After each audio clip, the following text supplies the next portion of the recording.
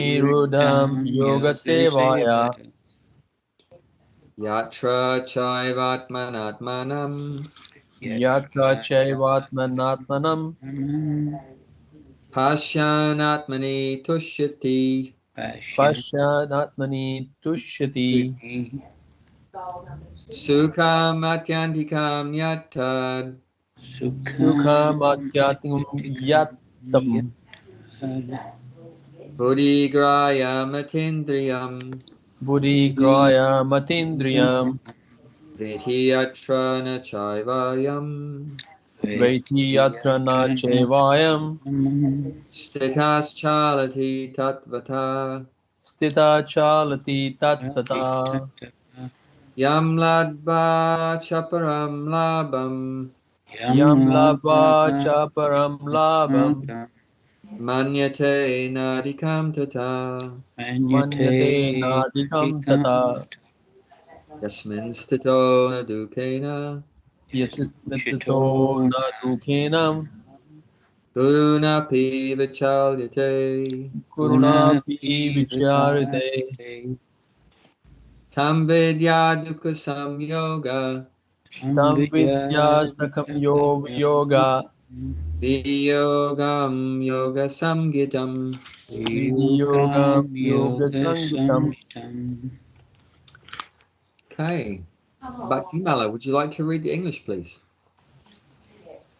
In a stage of perfection called samadhi, mind is completely restrained from material mental activity by practice of yoga. This perfection is characterized by one's ability to see the self by the pure mind and to relish and rejoice in the self. In that joyous state, one is situated in boundless transcendental happiness, realized through transcendental senses. Established thus, one never departs from the truth, and upon gaining this, he thinks there is no greater gain. Being situated in such a position, one is never shaken, even in the midst of great difficulties. This indeed is actual freedom from all miseries arising from material.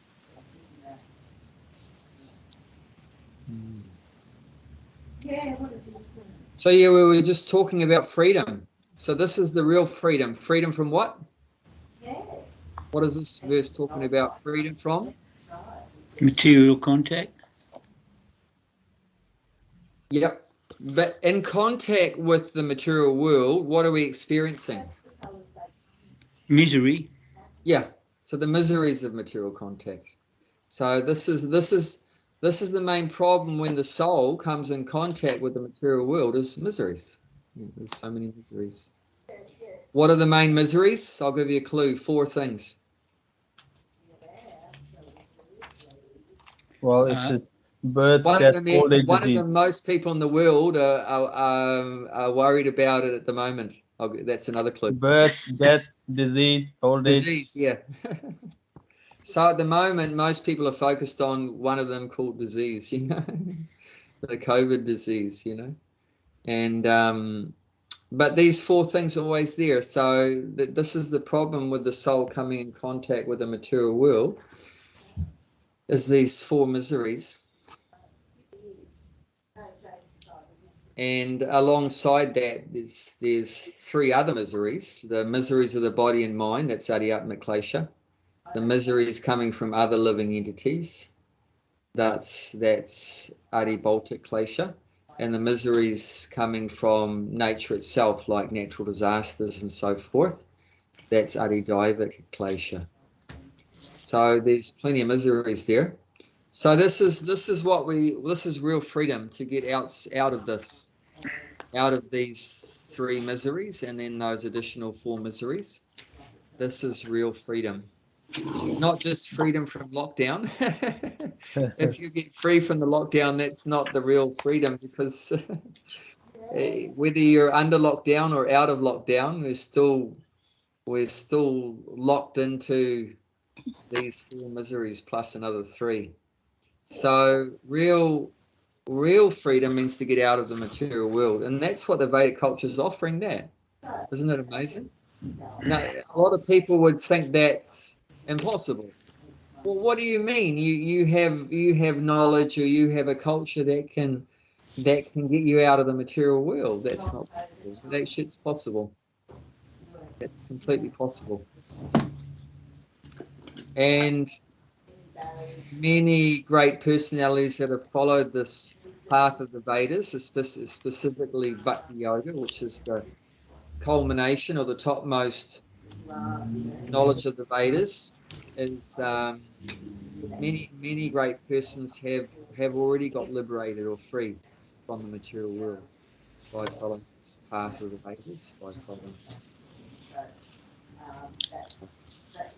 Krishna says it in many places here in the Bhagavad Gita that one can go back to Godhead by bhakti, and after going back to Godhead, one never returns to this material world, which is full of miseries.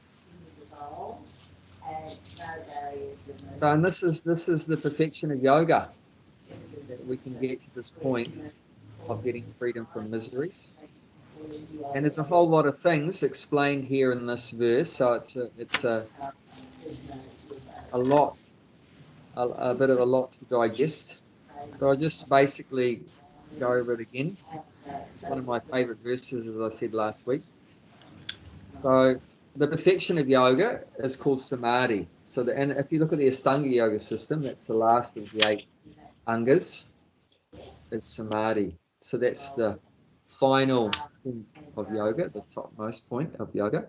And also it's also relevant to bhakti, because in bhakti also we become, when we become perfect in bhakti, we become fully absorbed and always thinking about Krishna. So that's also samadhi or trance. It's also a trance-like state, always thinking of Krishna. Prabhupada said, at least one time, in my whole life, I never forgot Krishna. That's samadhi. His whole life is in samadhi. He said, in my whole life, I never forgot Krishna. Even in his childhood, he was remembering Krishna. But this is a special class of devotee that's called Nitya Siddha. Nitya Siddha means, Nitya means eternal, and Siddha means perfect. So they're eternally perfect souls. So it's not everyone's like that. So here's someone that's descended from the spiritual world on a mission to deliver us fallen souls. So he's always in samadhi, always in trance.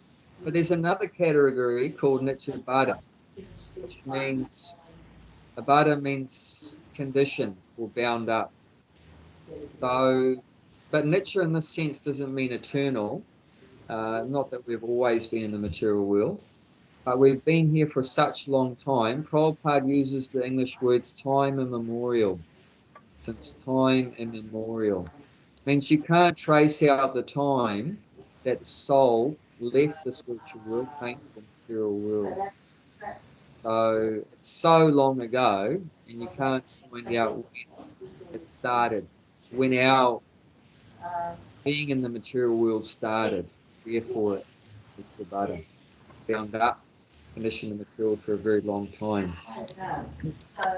But the Nitya Buddha, who follows the process of bhakti, called sadhana bhakti, means practicing bhakti.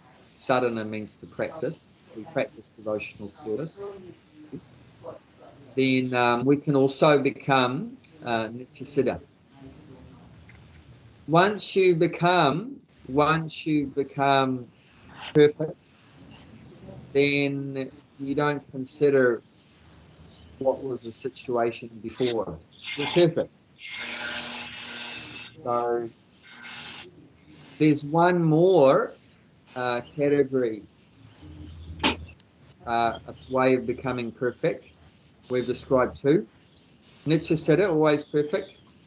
Nitya Baddha, bound up or conditioned since we can't remember when, time immemorial. And the other one's Kripa Siddha. So all of them have the word Siddha, perfect. So Kripa Siddha means, Kripa means mercy. So become perfect by mercy. By whose mercy? Krishna's. Yes, Krishna's mercy coming through. Spiritual master. Yeah, coming through the devotees. Oh, it can be Krishna. It can be what Bob said. It can be directly from Krishna. But that's if Krishna's present, Bob. Like when Krishna was present 5,000 years ago, or when Lord Chaitanya was present 500 years ago, they were able to give people perfection. Means, they become completely Krishna conscious, completely in ecstasy, completely in bliss, completely free from suffering, just in a moment. Just in a moment. And that's mercy. Not because by sadhana siddha, I should have said that, yeah. The Nitya Baddha that we've been conditioned for so long. So we can become perfect by sadhana, by practicing bhakti, like chanting and what we're doing now here in Bhagavad Gita. So that's called sadhana siddha. Sadhana siddha. So we're practicing this process of bhakti for the purpose of becoming perfect. And the other way is through kripa siddha, that you didn't practice any bhakti, but you just got some mercy. So one example, like 500 years ago, Lord Chaitanya, he had a dear devotee, Srivas Thakur, and one Muslim man means degraded in one sense that in Muslim culture you can eat cows and so forth and other animals. So he was a meat eater. He'd done no bhakti, Krishna.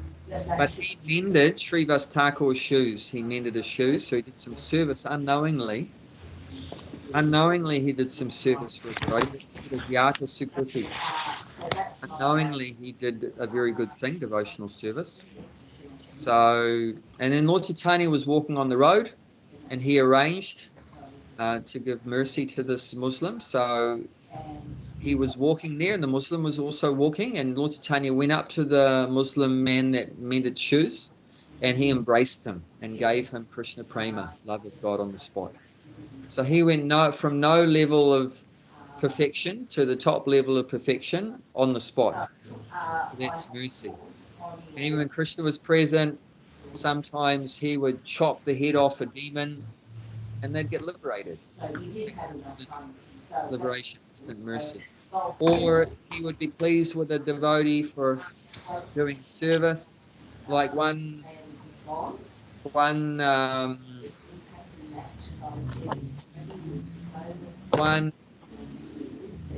he was a tailor. One tailor, when Krishna went to Mathura, one man was carrying cloth for Kamsa, the demoniac king Kamsa. And Krishna stopped him and said, I want that cloth for my friends and myself. And the man was a servant of Kamsa. He was, a demoniac category. He said, how dare you ask for that? This is the king's cloth. You better not say that again. Otherwise, the king's going to have you beaten up and tossed out, or you might lose your life. So don't say that again. But Krishna wasn't very pleased by this man not being very submissive to his request, because he's the supreme proprietor of everything, right? So everything ultimately belongs to God, not to anyone else. We've actually all taken his property. It's not around. So everything belongs to Krishna. So he had the full right to ask for the cloth because it all belongs to him. But this man didn't want to give it to him. So Krishna chopped his head off. Do you know how he chopped his head off? With the Sudarshan Chakra. He usually does, not in this case. He used this. Really? Just with the tip of his finger, he just went twhack along his neck and took his head off with one finger. And then don't try that at home. and then one pious person came, a devotee came.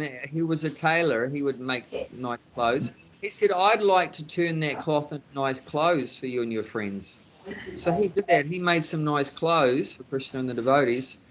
And he gave the clothes over to Krishna. And Krishna was so happy with him. He said, I'll give you liberation. I'll give you complete happiness. You'll have as much sense gratification as you want. As much sense gratification as you want until you die.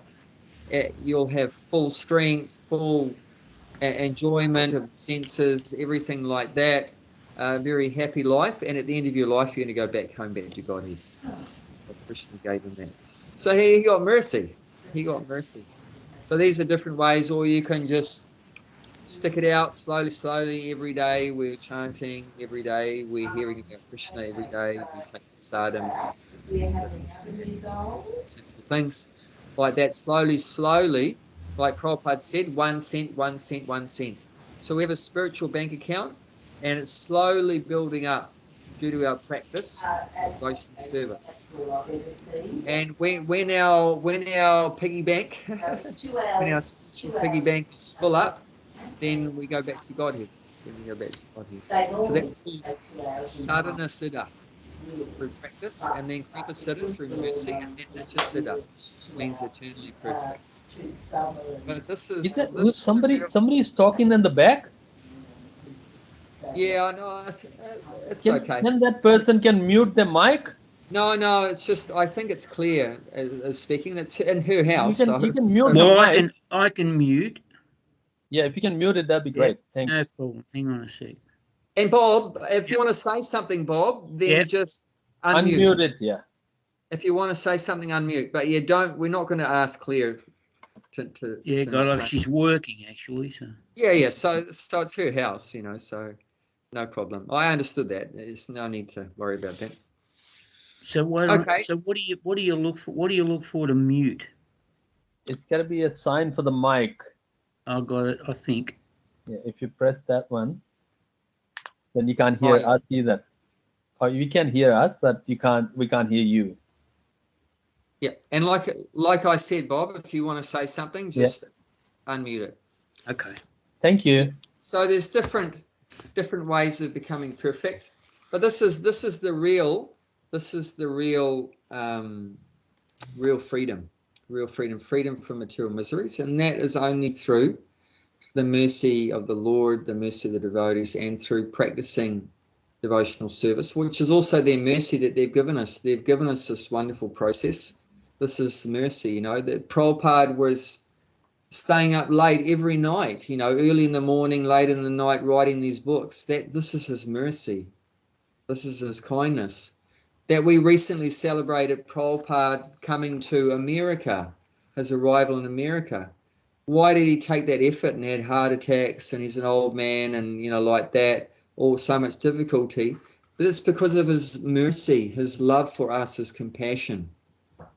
There's so many qualities of Krishna, which are also possessed by pure devotees. We also, because we're all part and parcel of Krishna, we have transcendental qualities also, but they're covered over because of our being in Maya. But as we get free from Maya more and more and come back to our original condition of pure love for Krishna, these natural qualities, transcendental qualities, become manifest. So in a pure devotee, there will manifest 26 qualities. So the first one mentioned is Kripalu. Kripalu means merciful. Like I said, Kripa siddha, right? Mercy, Kripa siddha, become perfect by mercy. So this is the nature of a devotee also, is their Kripalu, means full of mercy, and Karuna, compassionate. So out of their compassion and mercy, he left his beautiful place he had in Vrindavan in India, and he came to the West. And the poem that Prabhupada composed, you can please read that poem if you've got a songbook, or you can look it up there or in the internet. I think Jayanti put it on their WhatsApp group, that song, Makani Bhagavata. So in that song he said, Krishna, in Prabhupada's poem he writes, Krishna, why have you brought me to this hellish place? He's talking about America, where everyone's thinking, not now, but if you'd thought 40 years ago, 50 years ago, everyone was praying, please, can I come to America? If you're in India or somewhere, please, America, I just got to get a green card so I can go to America, to be begging to go to America, where it's all the rich and famous people are, and you can really make a name for yourself and get ahead, and everyone was thinking like that. But Prabhupada, what did he say when he first landed in America? Krishna, why have you brought me to this horrible place, this hellish place, compared to Vrindavan, where he was, Krishna's place, it was like hell for him. Because why do you think he said this hellish place, horrible place? For the materialistic point of view. Yeah, because everyone there was engaged in meat eating, intoxication, illicit sex, and gambling, fully absorbed in sense gratification, and they're all godless. They're all completely godless. No one knew about Krishna or anything like that. They didn't know they were a soul. They didn't know about God. They were all absorbed in animalistic activities, just eating, sleeping, mating, and defending. Nothing more than that. So he said, this is a horrible place. This is a hellish place. So we can't, because we've been brought up in hell, so we can't see that it's hell. So, but from his point of view, like that. So, but that's his compassion. He's voluntarily accepted that difficult condition out of his love. And so yeah, mercy. This is mercy. Okay, so what this is talking about, let's go over some of these things in this verse. So we're getting to this. Oh yeah, I was talking about how that trance means your mind is always thinking about Krishna.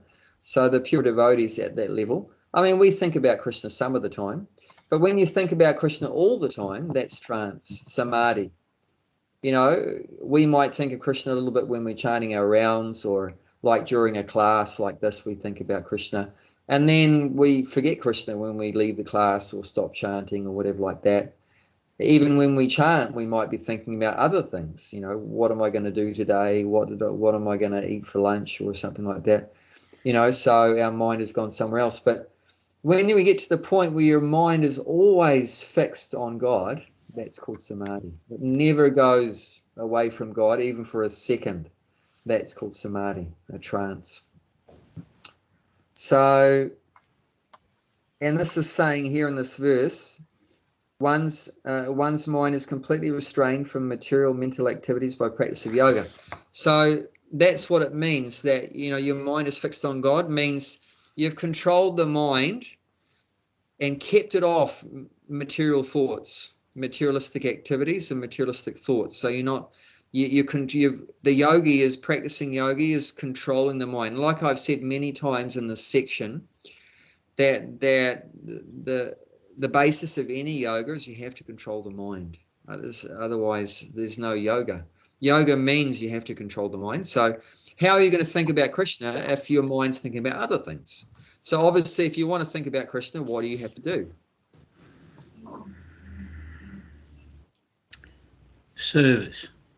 Service, yeah. Service, which is also taking the mind away from other materialistic activities. So, you have to stop the mind thinking about other things other than Krishna. And the best way to do that is by engaging in activities which are connected with Krishna. Like chanting is great, because, you're chanting, that activity is so good because you're chanting Krishna's name. So what are you going to remember? What are you going to think about when you're chanting Hare Krishna and Rama? You're going to think about Krishna. When you're cleaning Krishna's temple, what are you going to think about? Krishna. When you're doing arati for Krishna, what are you going to think about? Krishna. When you're cooking for Krishna, what are you going to think about? Krishna. So, when you do devotional service, that automatically helps us to achieve that objective of taking the mind away from other things. Taking the mind away from other things. So that's automatically fulfilled this. Whereas in Ashtanga yoga process, they have to follow a mechanical process of restraining the mind. So they go to the forest because there's no distractions there. And they do fasting to help control their tongue, and no sex life to help control the genitals. And like that, control, and, you know, restrict. So this is the Ashtanga yoga process. They're controlling the mind in that way to help them achieve their absorption of thinking about Paramatma and thinking about God in the heart. Now we're able to do the same thing in a much easier way. So can you see how much easier it is? Does anyone want to go to the forest and do all those things, fasting, and you can't talk to anyone, see anyone? I know this is much easier. You can keep doing exactly what you're doing, but just add Krishna consciousness to it, you know, by chanting and talking about Krishna and offer your food to Krishna and everything. So you're just Krishnizing. You're Krishnizing everything that you're already doing before you came to Krishna consciousness. So it's a much easier way, but it's achieving the same objective, that you're keeping your mind off materialistic activities and materialistic thoughts. And how is it that we kept the mind off all these materialistic things, sex, drugs, rock and roll? It's because we feel so much happiness in our process of bhakti yoga, or in the yogi is practicing Ashtanga yoga. He feels happiness in following that process. So this is how we're able to give up the materialistic side of things, you know, sense gratification. You have to get a higher taste, so that's very important. Yeah, that's a very important point. You know, how are you going to give up the lower taste? You have to give up you have to get the higher taste. So that's how the yogi restrains themselves. Nirudam yoga sevaya. They restrain themselves because they're experiencing the uparamate, because of feeling transcendental happiness. Sukham matyantikam yattad. So yeah, this is transcendental happiness, experienced through transcendental senses. Buddhigrayam atindriyam. Vediyatra nachayvayam stiras chalati tatvata. So once they've experienced that higher taste, once you taste it, then you know it beyond any doubt. It's like, theoretically, imagine someone's never had honey before, and you try to explain to them what honey's like. It's the sticky, gooey stuff. It's sweet, like that. But what's the real way to experience it? Just open the jar and taste it. That's Open only the way. jar and stick your finger in and taste it. So then once you've experienced it, then you know. Then you know beyond any doubt. It's not just theoretical. It's not just theoretical knowledge. You've actually tasted it, the higher taste. You've actually tasted it. Has any one of you tasted something very special, a kind of pleasure, a higher pleasure, through doing any Krishna conscious things? Every day. Every day. There you go. There's the evidence right there. You know, and people would come. I remember people would come on Friday night to the kirtan and have prasadam, and you could see it on their faces and that. You could see the difference when they walked in the door to when they walked out of the door. They definitely experienced something higher. You know, I've had people tell me that I had one Aussie tell me she went to the farm. I think it was her first time, went to the farm, went to the temple room. She had a very extraordinary experience in the temple room during Aadi time. And she was in ecstasy. And she experienced, you know, Krishna gave her a free sample of something very special. And she wanted more of it. So that's the thing. Once you taste it, then you want more of it, and you don't want to leave it. You don't want to leave it. So this is the verse explaining all of that, you know, all of those things that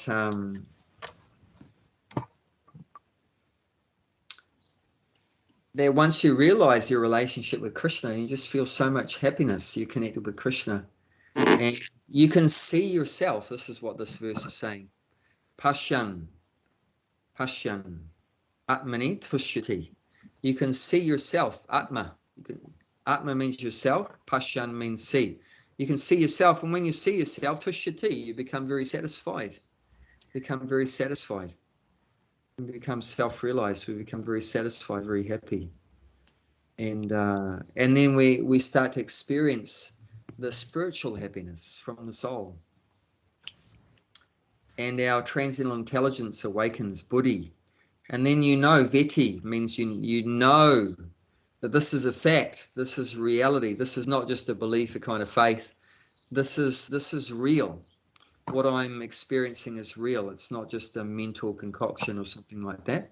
This is a happiness on the spiritual level.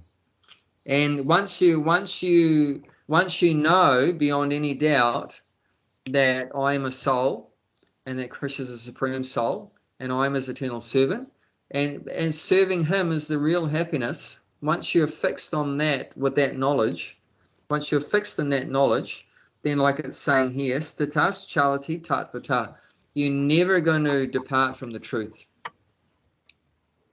You become like a mountain, immovable. You can't be shaken away from the truth. Tatvata means the truth. Stitas means fixed, and chalati means you become immovable. Move. Oh yeah, move. Chalati means move. So you never move. Na in front of it. Na chaiva yam stitas chalati tatvata. So you become fixed, and you're never going to move from the truth. And in this position, yasmin stato, na dukaina, you're not affected by miseries. Like I said, the material is full of miseries. But the amazing thing is, once you're fixed up, once your mind is fixed on Krishna, and you're enjoying your service to Krishna, and you're feeling bliss in serving Krishna, even though your body's in the material world, but you never get affected by the dukkha. Dukkha means miseries. You're never going to be affected by the miseries. So it's not that, we're going to be suffering until we go back to Godhead, until we leave this material world, go back to the spiritual world. Until that point, we're going to be suffering. No. As soon as you become completely Krishna conscious, as soon as you become fully Krishna conscious, at that very point, the miseries stop. I mean, they're still going on around you, of course. Birth, death, old age, and disease is still happening. It's not stopping COVID. But you're not going to be conscious of it anymore. Because you're thinking about Krishna, right? So it means if you're thinking about Krishna, that means you're not thinking about COVID, right? If you're thinking about Krishna, that means you're not thinking about death. If you're thinking about Krishna, you're not thinking about birth. If you're thinking about Krishna, it means you're not thinking about old age. If you're thinking about Krishna, it means you're not thinking about miseries from other living entities or miseries from the natural disturbances from your body, from your mind, like that. So at that point, your mind is completely fixed on Krishna. At that point, the miseries stop because you're not aware of them anymore. I told you the story before, some of you might have heard. I got a friend of mine, he put a saw through a good part of his hand, electric saw through a good part of his hand. When did he feel the pain?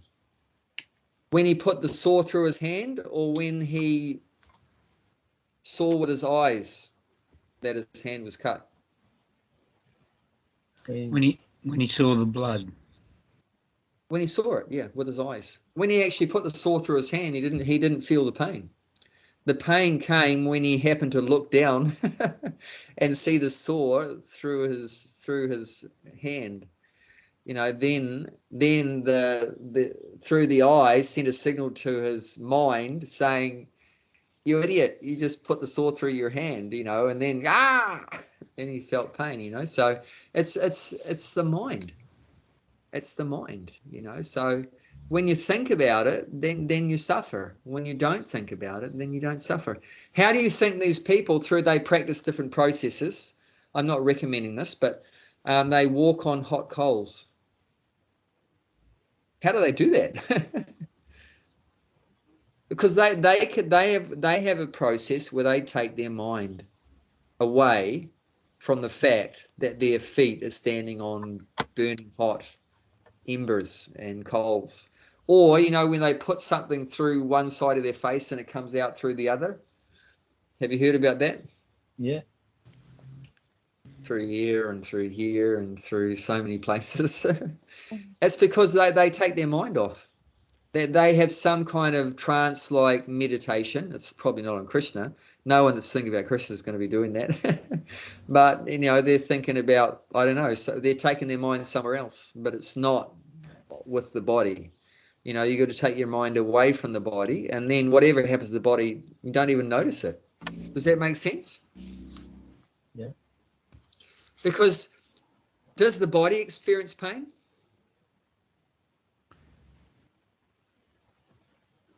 Yeah, body does feel pain. Does it? You sure? Well, what is the body made of? Made of ether, fire, air, water, whatever it is. Do those elements feel pain? That's Yeah, just but dead matter, isn't it? if you have got a soul in your body, you definitely will feel pain. If your soul get out of the body, it will be pronounced dead body. You won't feel pain. As long as the soul is there, you will feel the material pain. Okay, but the question we're asking is, where is the feeling of pain coming from? All the nerves connect to the brain, Mind. the nervous system. Mind will tell you it's painful or it's burning or things like that. Signals Yeah, come all from these that. emotions like pleasure and pain, it's all in the mind. Yes. Happiness and distress, pleasure, pain, you know, honor, dishonor, you know, victory and defeat, all these kind of emotions, anger, lust, greed, envy, pride, all these things in the mind. Yeah. So that's where all your experiencing is going on.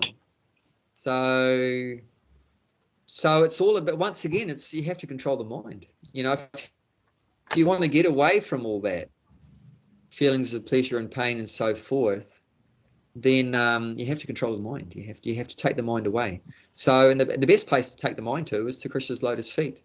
You know, to take it to Krishna, and that's the ultimate. But you see how even other people do it, even not Krishna conscious, but they take the mind and put it somewhere else, you know, and then they can walk on the coals or poke their body and with so many things. And so that's the. And one time I had a very unique experience that when I got bitten by a dog, and somehow Krishna arranged that I didn't feel anything as well. I didn't feel it. It felt like I was out of the body, and I was just watching what was happening to the body.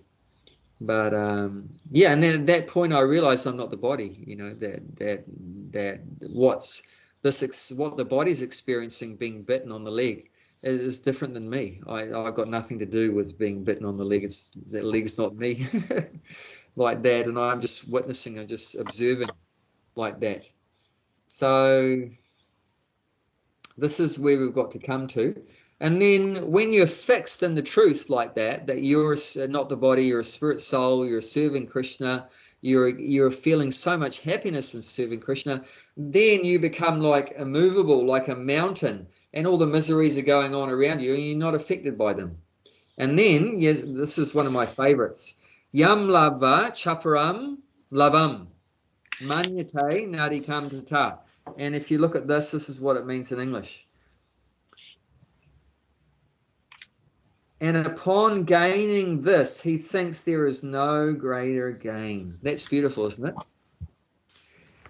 You've gained such a treasure of Krishna consciousness, and you're so happy, and you're not feeling the miseries anymore. And you think to yourself, there's nothing more than this. There's nothing more than this. Have you ever had that feeling? You're on such a high where you think, whoa, this is like I suppose like a surfer. You're on top of the wave, right? Unfortunately, they fall off after a few minutes. You know, they're riding the wave. You know, you're right on the top, and they think, wow, this is the peak. This is the highest point. And then, but of course, they fall down. But it's like that. You're feeling so much. Like that. What's that? When we have a really ecstatic Harinam, it's like that. I've only been Yeah.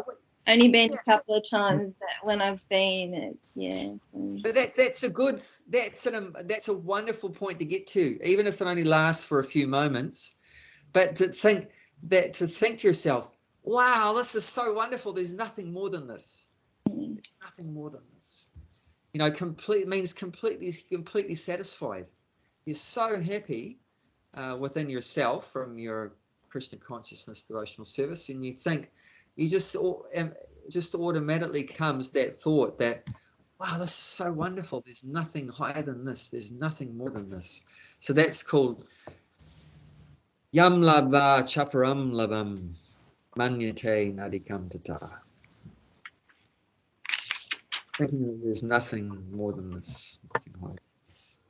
Once you're thinking like that, especially if you can keep thinking like that, then you're never going to get sucked in again to Maya. You're never going to get sucked back, because you know you got the best thing. You know, it's like if you got $1 million, if someone says, oh, would you I'll give you $100, you give me your $1 million, what would you say, Gulshan? No. Okay, Bob, someone says, I'll give you $1,000, Bob, you give me your $1 million. Would you give it? Would you exchange your $1 million for? Yeah. Would you exchange your $1 million for someone's $1,000? No, it's a lesser thing. You know, you've got so much. Why would you give up, you know, so much more and exchange it for less? You know, no way you wouldn't do that. So that's the point there. You're so satisfied. You don't want someone's $10. You don't want someone's $100, $1,000, because you've got $1 million. You know, and you're satisfied with that. Why would you care about someone's $10 or $100 or whatever like that? You know, if you saw $10 lying on the street, you know, you already got $1 million in your pocket. Why would you be attracted to $10? It's like that. You know, you're so satisfied. You're feeling full. That's very important. And yoga and your spiritual practice, you should feel full. You should feel satisfied. It's like if your glass is completely full, like really full, like right to the brim with water, say it's full of water. If I get oil and I drop some oil on it, will the oil go inside? No. No, there's no space. There's no space, you know. If it's, of course, half full, then sure, it'll go in. But if it's completely full, like that, so we want to get to that point. That's a good point to get to. Completely full of Krishna consciousness, then there's nowhere for Maya to get in. You feel completely satisfied, completely full. Your mind is so happy that there's nothing more than this, you know. So if that half-naked lady walks along the road, you're not attracted, because I actually, a thing like that happened actually. We were on Harinam once in Auckland and Queen Street, and we were chanting and dancing like anything, and I was particularly standing next to this to an older devotee. He was from Chinese Malaysian, and he was a Hare Krishna named Padmasambhava.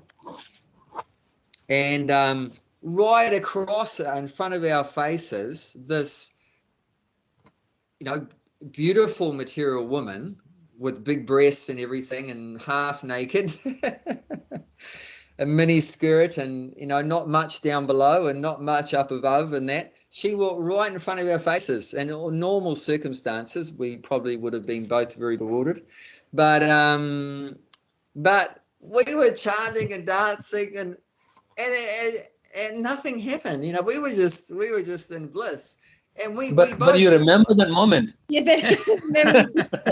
But it was just interesting. But yeah, I remember the moment. But it was interesting that, and we both looked at each other after she went past. But we were just so blissed out that it didn't go in. You know, it went in one ear and out the other, sort of thing. You know, it didn't stick. It didn't stick. So that's how Deepa's joined us. Welcome, Hare Krishna. Hello, Deepa. So that's the beauty of Krishna consciousness, even though, you know, material contamination's all around us, and you're not going to stop that. It's never going to stop as long as we're in the material world. But it's just let it come and let it go. But the thing is, and what's different, and ordinarily when that comes, that sense object comes, we grab it. We're attracted to it and we become attached to it. That's what normally happens, and that's what entangles us, and we get sucked into that lust, you know, and attachment and anger and so many things. So we read about that, second chapter, text 62, how it begins from contemplating the object of the senses, leads to lust, leads to anger, leads to loss of memory and loss of intelligence, fall down into the material whirlpool. But the thing is, so the sense object comes just the same, but there's none of that, there's no contemplating of it. Because you're contemplating Krishna. We were all saying, Hare Krishna, Hare Krishna. So we didn't contemplate this girl walking past half naked. That there was nowhere for it could go in, because we were so full of chanting. We were on a high. You know, we were on a high. And so we weren't attracted to her. I mean, definitely that form went into the mind, but there was nowhere for it to latch onto, because our mind was just overflowing with the holy name. And we were experiencing something more higher pleasure than the pleasure of associating with the opposite sex. You know, so it was like, okay, well, you know, $100 is right in front of my face, but I've already got $1 million in my pocket. So you just you keep your 100. We don't need it. Don't need it. You know what I'm saying? Does that make sense? Yeah. But if we weren't on Harinam, I don't know what would have happened. You know, so you got to keep engaged. You've got to be always engaged in doing some service. That's very important. Doing some service. Yeah. Yeah. Distributing books or on Harinam, distributing prasadam, some kind of service like that, and it keeps us engaged, keeps us satisfied, like that. It's very important. Like Prabhupada said, idle mind is a devil's workshop. He quoted that old saying, very relevant.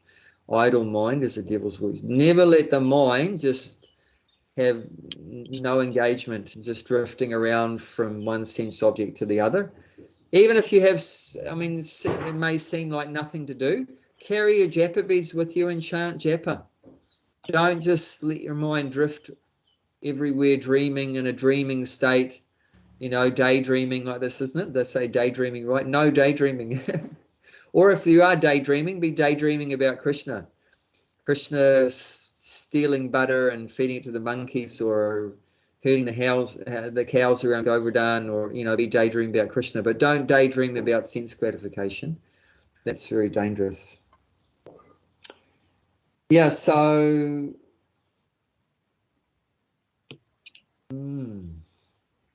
Yasmin stato nadukaina guru napi vichalyate.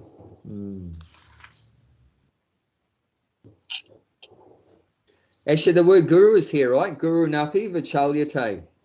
Guru, one meaning of guru means heavy. Heavy with what? What? In what way is a guru heavy? Is he physically heavy? Heavy with knowledge. Heavy with knowledge. But here, this dukaina Yasmistato nadukaina guru napi vichalyate. Heavy dukkha, heavy misery. So even once you're situated in that absorption in Krishna, trance-like state of Krishna consciousness, even a heavy misery, vichalyate means it's not going to shake you. It's not going to shake you.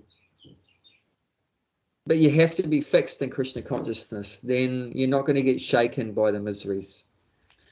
If the heavy misery comes and you're not fixed up in your yoga practice or Krishna consciousness, then it's going to rock your boat. It's going to rock your boat for sure. But if you're really fixed in Krishna consciousness, then it's not going to shake you. One time the devotees asked Prabhupada, what would happen to the book distribution if there's a World War III? And by the way, Prabhupada said there would be a World War III. So... Did he mention when? Did Prabhupada No, mention he didn't mention when, but he did mention that this material civilization will collapse within 50 years. Okay, 50 years from his time. Which was, do you want to know which year that was? Which year? That was 1973. 73 should be 50. So 23. This is going to be finished by 23. So you better be sure your boat is very stable by 23. I mean, like, death is a good thing, actually. If somebody said that, you have to live forever, how boring is that gonna be? It's just like... No, there's no question about that. Yeah. But and there's no question about wars. There always has been, always will be. And there's no question about society as we know it being finished, because the British Empire, there was a saying that the sun never set on the British Empire. Yeah, but never rises in London. There's a saying it never rises. It never rises in London. So it's always dark in England too. Yeah. So like that. So, and before that it was the Mughal Empire, and before that the Roman Empire, and before that another one, before that another one. So that's the nature of time. It takes away everything. Time and tide wait for no man. So, everything's temporary. So modern civilization also is not going to last forever. So, don't think Aldi and Coles is always going to be there. It's all temporary. It's all temporary. But if you want to avoid being shaken when these changes take place, then, we have to be fixed in Krishna consciousness. And apart from that, there are other things that we should do, and that's become a bit more independent from materialistic society. That will also help us to be shaken less. It means if devotees are more self-sufficient, live a more sustainable way, more independent from the materialistic people, that's sensible. Because you can't always think you can rely and depend on what society is offering us. You can, but then that's a very risky situation. Prabhupada wanted that devotees set up for little farm communities and produce their own, necessities and things like that. So that can be one way to be shaken less. Also, okay, even if you do depend on all the things, but then, and when it does collapse and there's no food and Aldi or whatever anymore, then you fast until death, chanting Hare Krishna. Now, if you go to the farm, that new Gokula and start to producing the vegetable. Well, you better tell them to start producing vegetables. I reckon the human nature. Because they've got another less than 1.5 years. Yeah, but the human nature is that if the situation comes that they find the way. Yeah, it's just a human thing. Yeah, but I mean that's definitely more miserable. Oh yeah. That you rock up to the supermarket one day, it's not open, and then on the spot you figure it out. Okay, I better start growing my own food. But then you've got to wait for 2 months before the potatoes are ready to harvest. So you've got a 2-month period of, eat grass. Eat grass, yeah. So, yeah, I mean, if we want to make the transition a bit easier, then we can get prepared. But those things are there. But in either case, if we're fixed up in Krishna consciousness, we won't be shaken by the heavy miseries so much. And so yeah, that's what samadhi's all about. That's what samadhi's all about. Okay, so let's read the purport. So that's when you know you're in samadhi, if you're not affected by the miseries anymore. and you're only able to not be affected by the miseries if you're getting a positive transcendental bliss at every moment, then you're not going to be affected like that. Your mind is always relishing Krishna consciousness, then you won't be affected by the miseries. Does anyone want to say anything about that? Okay. No, I'm just waiting for 2023, that's all. No, don't wait for 2023. I just want to see what's no time like the present. Actually, you mentioned that last week there was a program came there under investigation about the China. It was taken over the Taiwan and things like that, and then America will enter, and then Australia will automatically in.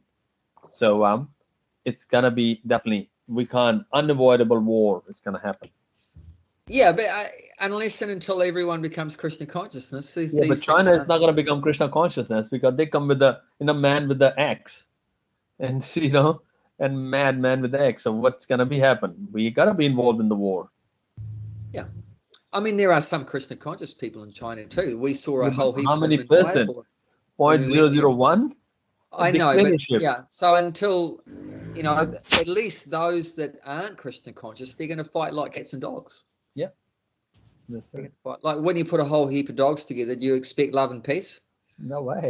You expect a fight, so it's like that. The animalistic people, definitely there's going to be a fight. It's not a matter of, if or whatever like that, but just a matter of when.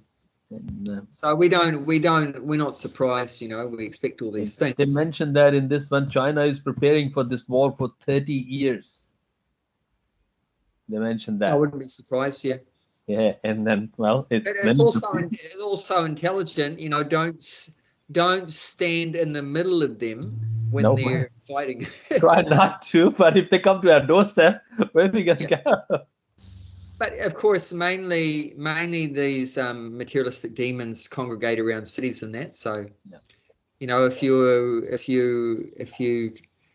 stay away from the cities, that's going to be helpful. Of course. Devotees go to cities, but mainly to help other people, to teach Krishna consciousness, to preach, to set up like restaurants, bhakti tree, do Harinam, distribute books. But if you're not really a preacher, and if you're in the city but you're not preaching, you should be rethinking: is this really the most ideal, conducive place for my practicing Krishna consciousness? And Prabhupada indicated not. He said only the devotees that are preachers should be in the cities. He actually encouraged most of the grihastas, means the householders, families, Krishna conscious families, grihastas. He encouraged them to go to farm communities because most of the families are not doing much preaching. The brahmacharis preach, the celibate monks, the young monks. And the sannyasis preach once they've retired from family life or whatever. They preach, but in the middle of that is the grihastas, the householders. Say from up to 25, you might be a brahmachari. Well, I was sometimes we're a bit of a late brahmachari in Kali Yuga, so I was a brahmachari from 20 till nearly 30. And then I was preaching every day. I was distributing books every day, distributing prasad, distributing books, going Harinam every day. You are grasta still preaching. Yeah, so I mean you can, but I mean ordinarily many times the grihastas is just busy working. Because they got kids and all. In that situation, Prabhupada said better go to farms and and just produce your own food, because obviously grihastas need some money, some economic thing for development for their supporting the family. So, but the best way to simplify that is just produce your own food. Then you don't need so much money. Why do we go to the money? I mean, why go to the city to make money? Why do we want to make money? To buy food. But why don't you just grow the food? Then you don't need the money. Then you don't have to work 8, 9 to 5. It's not That's even why 9 to 5. your dream was a eco-friendly farm at the New Gokula. That was your dream, to produce your own produce. Yeah. That's what you're planning and doing that. Yeah. But people doesn't have a sufficient time, and they just, get the vegetable, everything from outside, and There's not sufficient time as hogwash. We've just transferred. Time is always the same, 24/7. But Johnny's got a question.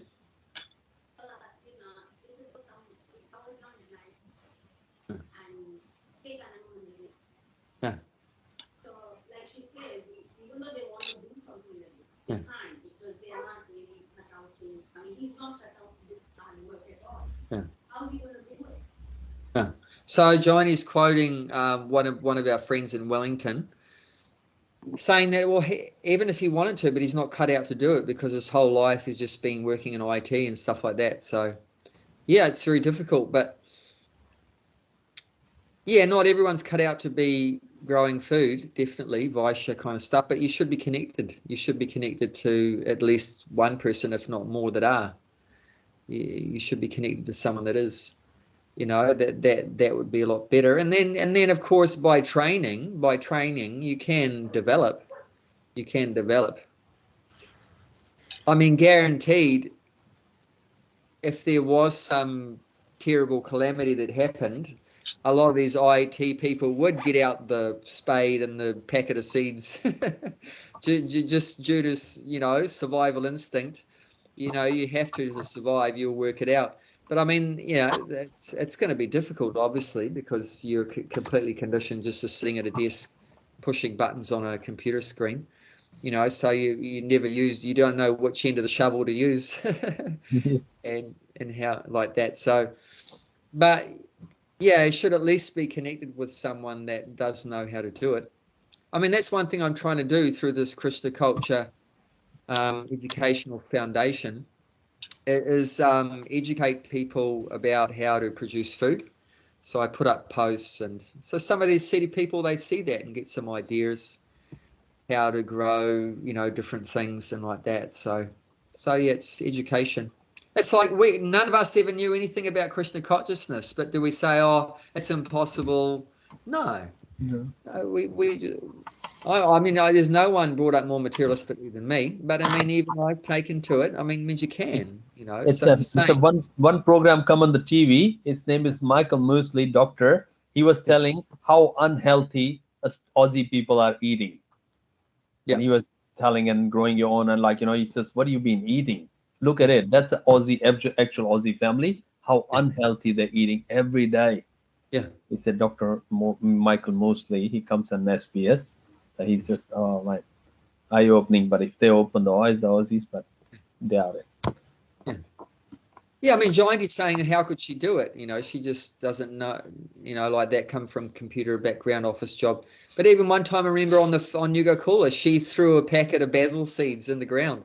And oh my God, I was hassling her because she threw the whole packet. So like about 500,000 basil plants started coming up. So that's not bad. That's good. I mean, it's a little. I would have suggested she put a few less seeds in the ground. She got angry and just threw it. And we had a lot of basil for at one time. Wonderful. So you can do it better. But she did it. So but you do that the first time and you stuff it up a bit, and then you learn from that. You make mistakes, and then next time you don't put so many seeds at once, and like that, and then you get better and better. So it's just practice makes perfect. These days I'm growing my mung bean for my salad in my restaurant. Like mung bean good. Right there, put in their napkin and put a little water in there, put the in the dark place. So it takes 4 or 5 days, and then I put in the salad. Good. Yeah. So yeah, not that everyone's cut out to be a producer, means a Vaishya, but have to be connected with some that are. And but also we can get a little bit of training. I mean, there's no harm in knowing a little bit about it. especially these kind of things. I mean, everyone needs to eat, right? So isn't it, well, don't you think it's important that we all know a little bit about where food comes from? Very Definitely. How to much. use Yes. food? 3 Yeah. times How a to day cook you the food. eat, of course. Like so a lot of kids these days, if you ask them where does milk come from, they'll say it comes from Ah. cold, comes from Yeah. Aldi's. Yes. They don't even know it comes from a cow. They think it comes out of a bottle. They don't even know it comes from a cow. So is that very good? No. I mean, I we think should that's the parents. They where our didn't food teach comes them. from, Yeah. how to, utilize that food, how to cook it. There's a story about, it's a very stormy weather, and one real scholar, he's taking a ride from across the river with a boatman, and some stormy weather is developing, and the scholar asked the boatman, "Do you know about algorithms, for example?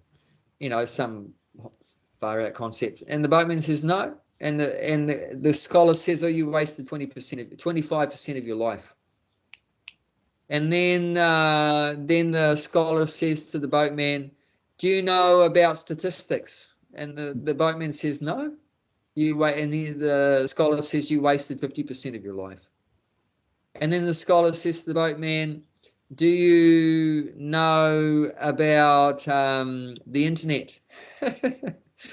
And then I'm just making up the questions. Yeah. And then the boatman says no.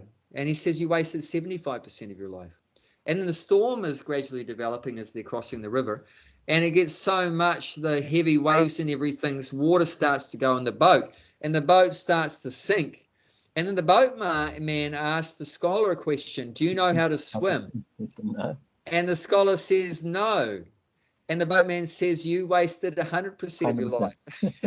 Definitely. Means you're dead. Yes. 100% means end, finish. Yeah.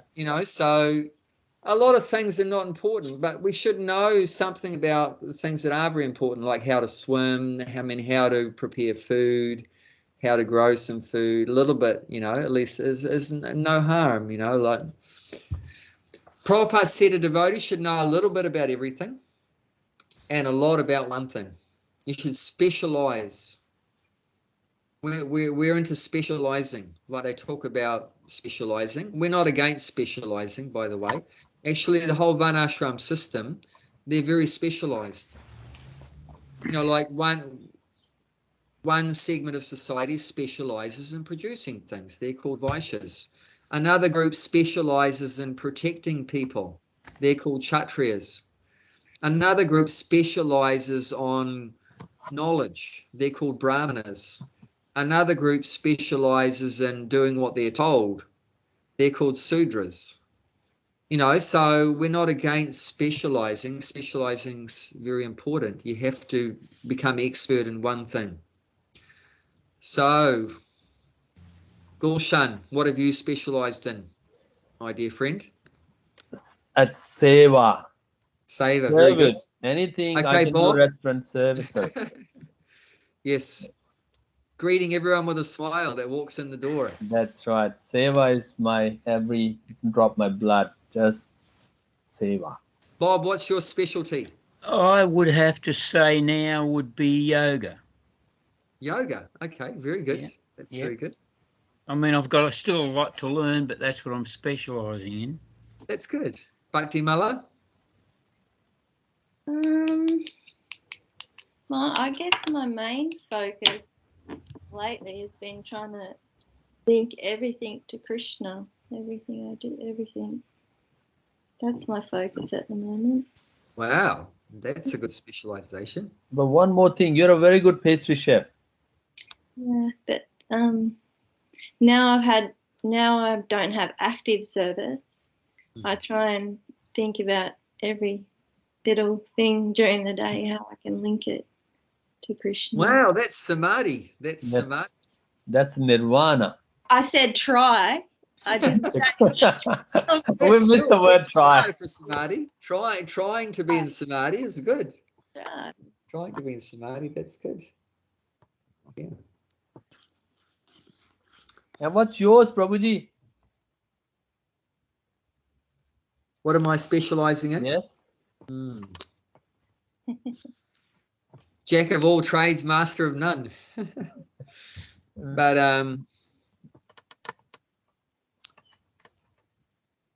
yeah, Preaching. giving knowledge is the trying to get knowledge and give knowledge is sort of specialization, and also with the producing food. Yeah. Oh, that's good. Self-sustained. Because we have spiritual duties and we have material duties, so and they both go side by side. So we might have one material duty we specialize in, like for me that would be at the moment would be producing food, and the spiritual duty we focus on would be knowledge, learning, and then giving the knowledge like that.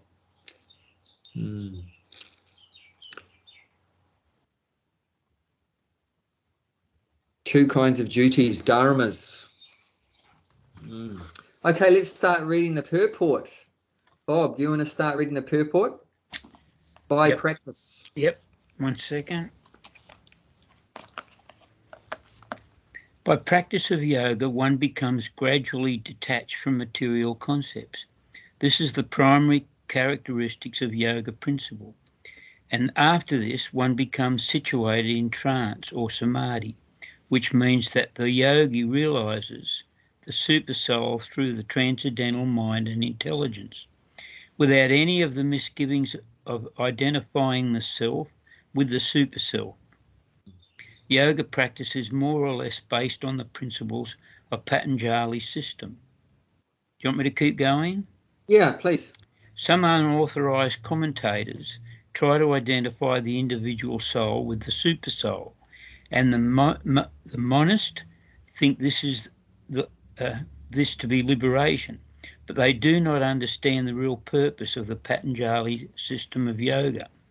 There is an acceptance of transcendental pleasure in the Patanjali system, but the monists do not accept this transcendental pleasure out of fear that jeopardizing the theory of oneness. How am I going? Yeah, just go to the end of the purport. Right. The duality of knowledge and knower is not. The duality of knowledge and knower is not accepted by the non-dualist. But in this verse, transcendental pleasure, realized through transcendental senses, is accepted, and this is corroborated by Patanjali Muni, the famous exponent of the yoga system. Yeah, the great, right? Yeah, the great sage declares in the Yoga Sutras. Then there's a bit of Sanskrit there. So yeah, this chapter Dhyana Yoga, which is now known as Ashtanga Yoga. So this Ashtanga Yoga was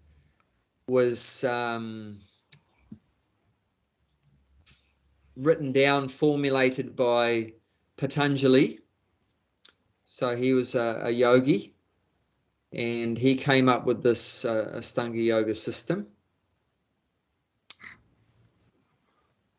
And now there's not much left of it, because mostly out of those 8 parts, asta means 8 anga parts, so only a couple of them are left that people practice, which is mainly the asanas, which means the yoga postures, and the pranayama, the breathing. The other 6 parts most so-called yogis don't follow. I mean, there are some that follow it more seriously. But as Prabhupada's mentioning here, where he focuses on this paragraph, is that many times, many people, they mistake the Atma for the Paramatma. Means they think that the soul and the Supreme Soul are the same. So that's what Prabhupada is indicating here. Without any misgivings of identifying the self with the super self. So what happens is often they do make that assumption that the individual soul and the supreme soul are the same.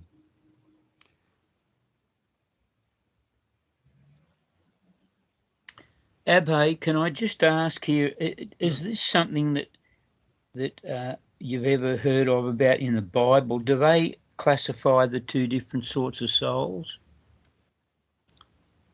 Yeah, Holy Ghost and what do you call it? Holy Spirit. Yeah, I mean, definitely from a Christian point of view, there is God. Yeah. And then we are different than God. They would never say that we can become God, but so definitely that's the same as for us. But sometimes people following this yoga system, they make a mistake thinking that the individual soul, us, and the supreme soul, i.e. God or Paramatma, are one and the same. One and the same. That's what the Buddhist practice, is it?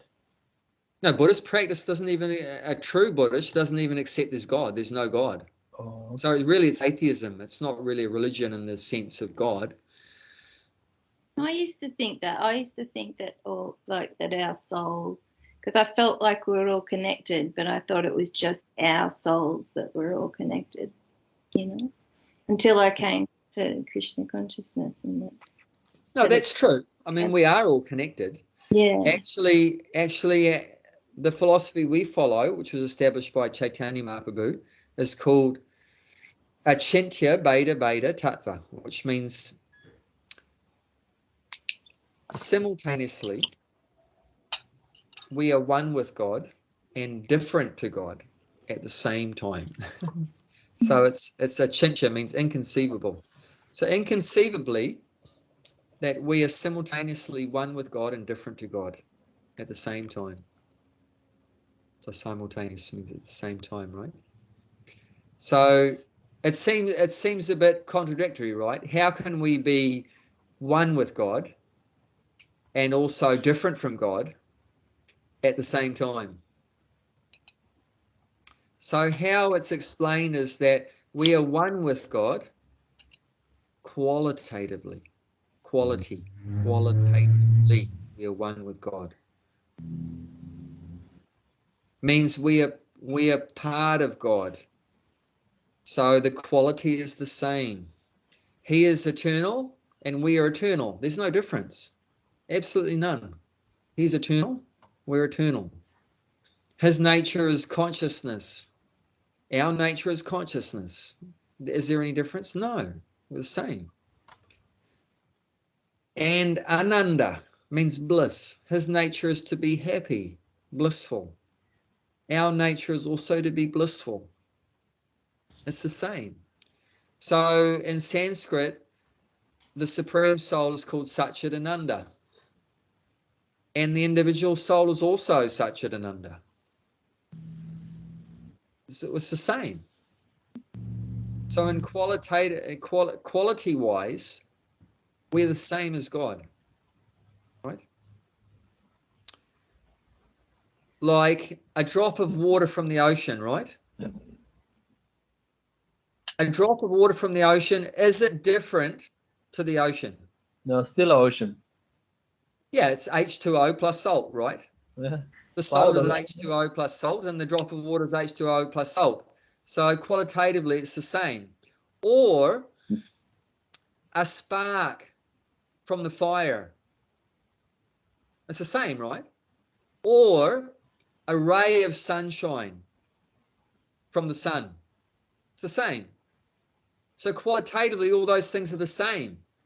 But quantitatively, we're different. And there's no doubt about it, no question about it. We are a tiny part of God. We're not the whole God. Just like the tiny drop of water is not equal to the whole ocean. It's a tiny, quantitatively, it's very small. You can put a drop of water on your head. You try to put the Atlantic Ocean on your head, the Indian Ocean on your head.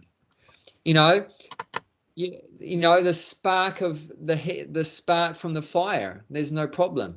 You know, it's very small, but not the whole fire. It's very different. Or, you know, the sunshine comes in your room, no problem. But what about if the sun came in your room? Oh, There's no more room. no. No more you. So, you know, the quantity is different. So, but the monists, they just say, we're just one. They don't acknowledge the difference in quantity. That they don't acknowledge. They just say, well, we're one in quality, so we're one with God. We are God. And if you ask them, well, how come you forgot that you were God? Or how come that you were suffering if you're God?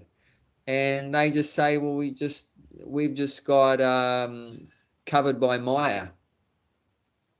And then obviously their philosophy falls apart, because how can Maya means the energy of God? So how can Maya, the energy of God, be more stronger than God? You know, if Maya can cover God and put God into illusion to make God forget that he's God and make him suffer, then that means Maya is God. You know what I'm saying? Because God means he's the most powerful person. So if Maya is more powerful than God, that can cover him by illusion, by Maya, and make him think he's a Kiwi, an Aussie, or an Indian, or a man, or a woman, and that you're suffering from COVID and everything. And that if you practice yoga for 6 months, then you'll remember that you're God. You see, it doesn't make sense. How can not God, you know, how can God forget that he's God and be covered by Maya? And also, if we're not God now, how can we become God? Because by definition, God is always God.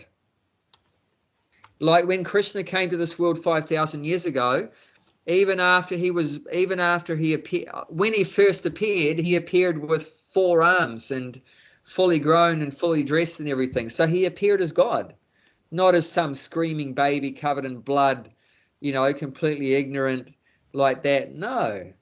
And then after a few days, what happened? A witch, you know, disguised as a beautiful woman, smeared poison on her breast and stuck it in Krishna's mouth to kill him with enough poison to kill an elephant, you know. And then instead of killing Krishna, Krishna killed her after only a few days old. At that point, he'd shrunk himself up to look like an ordinary baby, you know, and then, but even looking like an ordinary baby, but he killed this witch that had killed many other children, and he neutralized the poison and killed the witch, sucked out her life Which liberated. and liberated her. You know, how many babies can liberate witches? You know, after killing them, you know, so Krishna demonstrated that he's always God. So God is always God. You know, someone that's not God now cannot become God. Either you have to be God now, you know, and in the past, Buddhist, in the if the past, Buddhist and in the says they are future. God, tell him to lift their one chair on the pinky. He lift their Govardhan hill on the pinky. They can't Yeah, even there's lift one so chair. many things, so many things. So obviously the quantity is different. The quantity is different. So we're not God in quantity, but we are God in quality. So there's nothing other than God. You understand what I'm saying? God and God's energy is everything.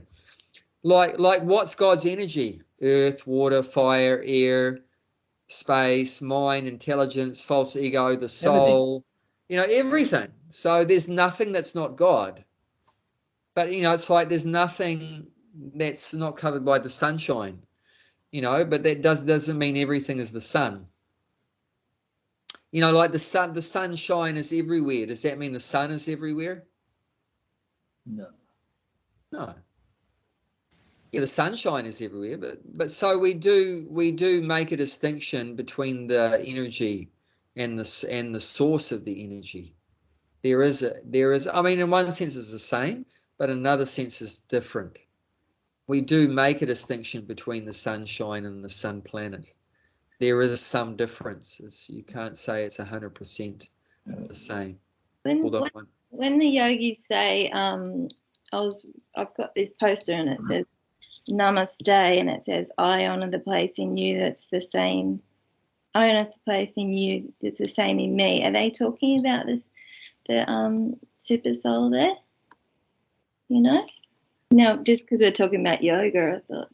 Yeah, well, I mean, exactly the same thing. You can interpret it any way you want. Yeah. So, I mean, I could interpret that to mean that God's energy is in you and God's energy is within the same God's energy that's within you is the same God's energy that's within me. Yeah. You could interpret another way that you are God and I am God. Yeah. So, just because then the soul is God's energy and the body is God's energy and everything is God's energy, it doesn't mean everything is God. Try to understand that. Just because everything inside of you and outside of you is God's energy, that doesn't mean that everything's God. Look at the 9th chapter. We've just finished our time, but we'll just look at this verse, 9th chapter, text number 4, to explain this point. 9 number 4? Yeah, 9 number 4. By me, in my unmanifested form, the entire universe is pervaded. All beings are in me, but I am not in them. See, God pervades everything. God, just like the sun pervades everywhere in the universe by the sunshine. You see that? All beings are in me, but it's a big but I am not in them. See, everything is in him, but he is not. You get that? But he is not in everything. That's all right. It's very You get that? confusing. No. It's like Prabhupada explains one place, just like the factory is the energy of the CEO, right? Like, who's the CEO of Gloria Jeans? Do you know? Yeah, it's Nabi Saleh. His name is. He's a Turkish guy. Nabi Saleh. Yeah. Okay. So all the Gloria Jeans around the world. Do you know how many there are? Australia, I know that is 473. Okay. So Nabi Saleh is he's the manager of 473 Gloria Jeans. Is he in 473 Gloria Jeans? No. He's not. He lives outside of them all. Yeah. But all of those 473 are his energy. Oh, yeah. You get it? Yeah. So the factory is the energy of the manager, but the manager does not live in the factory. You understand that? Mm-hmm. Like for example, ISKCON is the energy of Prabhupada. But Prabhupada wasn't, living in every temple and every restaurant and but his presence is there. His energy is there. His presence is there in the Bhakti tree and Yugo Kula, but he's not there in all of he's not living in all the individual ones, right? But they're all manifesting from his energy. You understand that? Yeah. So there's nothing that exists that's not God's energy. So everything is within God, but God is not in all those things. You know what I'm saying? Does that make sense? Yep, very much. Okay. So you can interpret it different ways. So a lot of Prabhupada's making the point here that the monas, he calls them monas, so that is indicating that they're impersonalists, that they think that they're God. So they interpreted all these yoga teachings and everything in the wrong way, that everything's God, that it's all one, that everything is one, that I'm God, you're God, the dog is God, the cow is God, the bug is God, everything like that. But like Prabhupada mentions there, they don't, the Patanjali, he mentions a transcendental pleasure that you can get in the yoga system, which is mentioned in the verse, and then in the purport Prabhupada mentions it, that Patanjali talks about a transcendental pleasure. But these monists, they don't talk about that, because immediately you start to talk about pleasure, then you're looking at two, the enjoyer and the enjoyed. So, and then what happened to your oneness? So because of their philosophy is everything is one, there's not any two. There's not the lover and the beloved. There's not the enjoyer and the enjoyed or anything so they can't accommodate pleasure and that impersonal or monistic theories. They can't accommodate that. So when Patanjali talks about transcendental pleasure through transcendental senses, then they get stuck with that and they don't talk about that. Because if everything's one, then how can you have senses? You see? Because senses means variety, right? Like when you have senses means you've got eyes and a nose and a mouth and hands and legs and all these things. And you're talking to someone or whatever like that. But they can't accommodate for that because they say that everything's one. So that means there's no senses.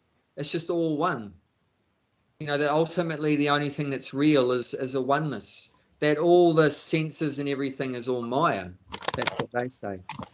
So like that, they twist Patanjali's original philosophy to suit their own, their own agenda, which is that they all want to become God. They want to merge and become one with everything. But if you aspire to become one, then you miss out on relationship. Yeah, relationship, which is where the pleasure is. So sorry, mate, no pleasure for you guys. So it's a very dry, as we talked about that 12th chapter. We don't know anything about the prema bhakti. Yeah, nothing, no prema, no love, no relationships, no transcendental pleasure. Because like transcendental pleasure for the yogi comes from having darshan or seeing the Paramatma in the heart, the super soul. But for them, they think they are the Paramatma, so that they can't have a relationship with Paramatma. Mm. They just think for themselves. Then they don't have any idea about seeing the Paramatma because they think there's no eyes. Eyes are Maya, So like Paramatma is Maya, eyes are Maya. We're just one with everything. So they miss out on the prema. They miss out on the pleasure, transcendental senses, everything they miss out. And they're just on the mental platform. So it's a very, very difficult path, that monistic life, trying to be an impersonalist, trying to become God. Prabhupada criticizes that idea of trying to become God because, he says that become one God with God means you're trying to become equal, right? But actually says if you do bhakti, what happens is you become more than God. You understand that? Mm. They're trying to become equal to God, right? Trying to become God, trying to become the same as God. But through bhakti, you actually become more than God. You know how that works? Yeah, because Krishna, it's under that bhakta, devotional service. Krishna becomes a servant of his devotees. Yes. Arjuna in the Bhagavad Gita here is in the beginning, first chapter, saying, Krishna, he's ordering Krishna, you drive my chariot in the middle of the battlefield. So Krishna's become his servant. Or Mother Yashoda is tying up Krishna. Or Radharani is upset with Krishna, and Krishna's bowed down at her feet and trying to pacify Radharani. So actually, that in devotional service and bhakti, that the devotee becomes greater than God. So why try to become equal to God? You can actually become greater than God. Of course, no devotee would ever dream in their wildest dream that we're greater than God. No, of course, we're all insignificant. We're smaller than God, and we just want to serve God. But that's from our point of view. But from God's point of view, he loves his devotees so much, and he puts his devotee on a higher platform than himself. And he'll do anything for a devotee. We know in this battlefield, after this conversation took place, Arjuna nearly died because Bhishma was about to kill Arjuna, and Krishna promised not to fight. But when Krishna saw that Arjuna was about to be killed by Bhishma, Krishna picked up a chariot wheel and used it as a weapon and ran at Bhishma to fight him. So he broke his promise. So he broke his promise. Why? Because he loved his devotees more, like Arjuna. Bhishma promised that I will let you have the weapon, and then he said, I will not touch the weapon. Yeah. Yeah. He kept Bhima's promise and broke his own promise and protected Arjuna. Like that, this is what happens when there's bhakti, when there's love. So Prabhupada made that point also, that they want to become equal to God, but if you just become a devotee, you become even greater than God. And only that philosophy is only found in bhakti, that the devotee becomes even greater than God. And like I said, the devotee should never think like that. We never think that we're greater than God. We're nothing compared to God. But that's from God's point of view. So that's the nature of love, that God loves his devotees so much. And I never realized when they kept, they keep saying, well, Krishna was the chariot driver and all that, but I didn't realize that until I started reading the Mahabharata that the person actually has to kick the chariot driver for them to know which way to move when they're driving. So it's like he's kicking Krishna, like Krishna allowed that to happen. He served his devotee like that. I think that's quite extraordinary, because I didn't really know what it meant. Like, I see the front of the Bhagavad Gita, but I didn't realize how intense this service was that he was doing for Arjuna, and that's the nature of love. Then you forget your position. And in that position, Krishna's not thinking I'm God. Yeah. He's thinking, this is my devotee. I'm serving my devotee. I love my devotee. So it's so special. Yeah. So special. Okay, thank you very much once again, everyone. Sorry to go over time. Thank you so much, everyone. Hare Krishna. Yeah, Hare Krishna. See you next week. Okay, see you then. Take care, everyone. Thank you. Thank you, Abhay. Okay, pleasure. Welcome.